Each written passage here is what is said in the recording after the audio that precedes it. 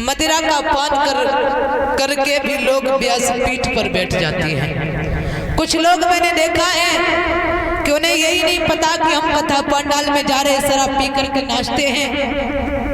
लेकिन धिक्कार है ऐसे लोगों को। भक्तों कहते हैं ना कि भगवान के यहाँ देर है मगर अंधेर नहीं है।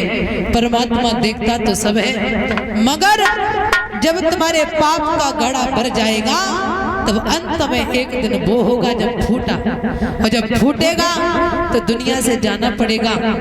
आजकल जो अच्छे लोग हैं वो दुनिया से चले जाते हैं और जो बुरे लोग हैं परमात्मा कहते हैं कि अब तुम संसार में पहले अपने किए हुए कर्मों का भोग भोगो, और भोग भोगने के बाद और जब हमारा एक एक दिल का परमात्मा जब हिसाब चुका लेता है तब इंसान इस दुनिया से जाता है।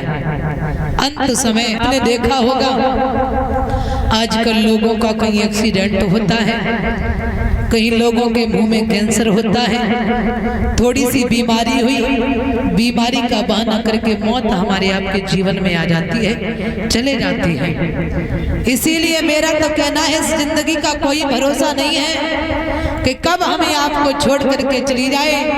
काया सुंदर रतन कर प्रभु का भजन, जिंदगानी का कोई भरोसा नहीं। आइए एक लाइन ताली की सेवा करके भगवान नाम संकीर्तन, उसके बाद आगे देखें कथा प्रसंग की ओर।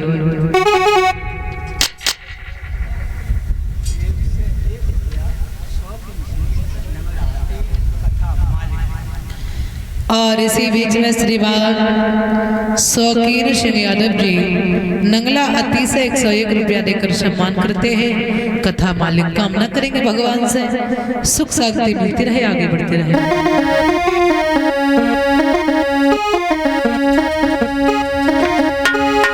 काया सुंदर रतन करे प्रभु का भजन,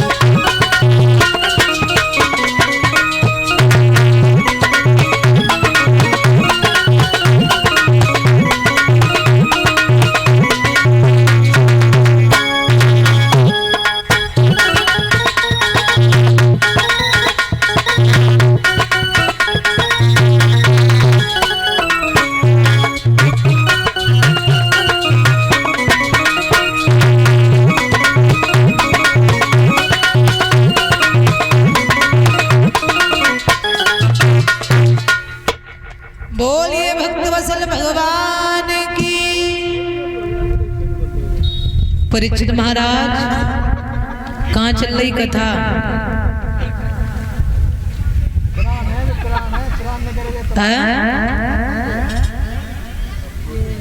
क्या हो गया?